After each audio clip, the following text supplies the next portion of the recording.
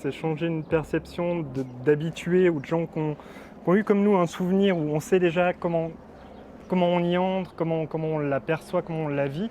Et tout d'un coup, c'est Oui, puis d'entrer dans un ailleurs. cette ferme, c'est un endroit qui est magique et en même temps qui peut être très compliqué parce qu'on a cette charpente qui est extrêmement dominante. Et du coup, tout l'enjeu, c'est aussi de penser comment on peut composer avec cette charpente d'une manière peut-être pas inédite, mais de réfléchir en tout cas, chercher un autre type de dialogue avec la ferme et son architecture si particulière.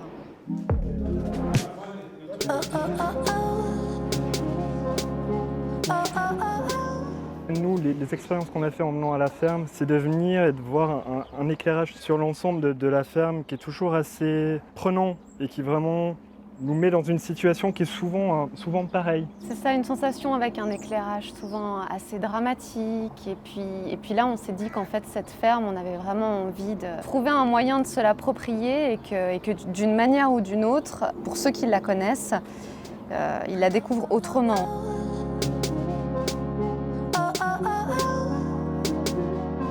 Depuis 2014, depuis qu'ils se sont associés, ils se distinguent vraiment par la création d'objets, mais aussi la mise en scène d'installations hybrides, minimales, radicales, mais toujours très ambitieuses. De les avoir, c'est magnifique, mais c'est surtout intéressant pour eux. La Ferme Asile propose aux artistes d'être sur place, donc ils sont logés dans un chalet qu'on leur met à disposition grâce à une bourse aussi du canton du Valais. Et ils peuvent vraiment être immergés dans l'espace, travailler in situ sur le lieu. On intervient uniquement dans la grange et notre idée, c'est vraiment de créer une sorte d'événement.